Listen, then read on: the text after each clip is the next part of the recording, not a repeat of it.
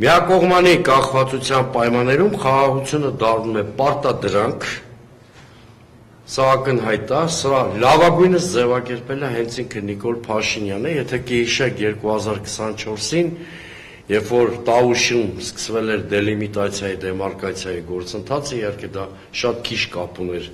դասական դելիմիտացիա, դեմարկացիայի հետ, Նիկոլ Փաշինյանը հենց ինքը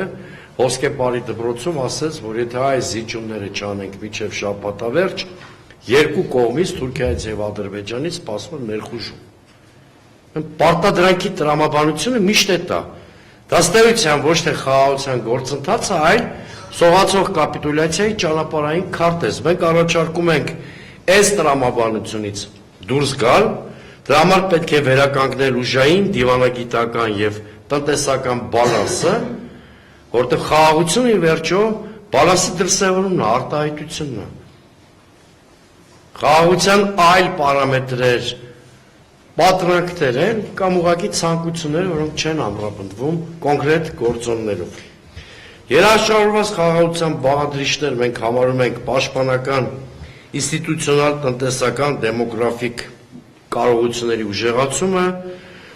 արտաքին քաղաքականության մեջ, ինչպես իմ գործընկերը նշեց, հավասարակշռության դոկտրինը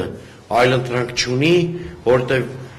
մեր ազգային ողբերգությունների հիմնական պատճառն այն է եղել, որ Նիկոլ Փաշինյանը հրաժարվել է արտաքին քաղաքականության հավասարակշռության դոկտրինից,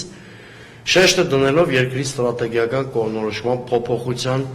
արկածախնդիր կուրսի վրա։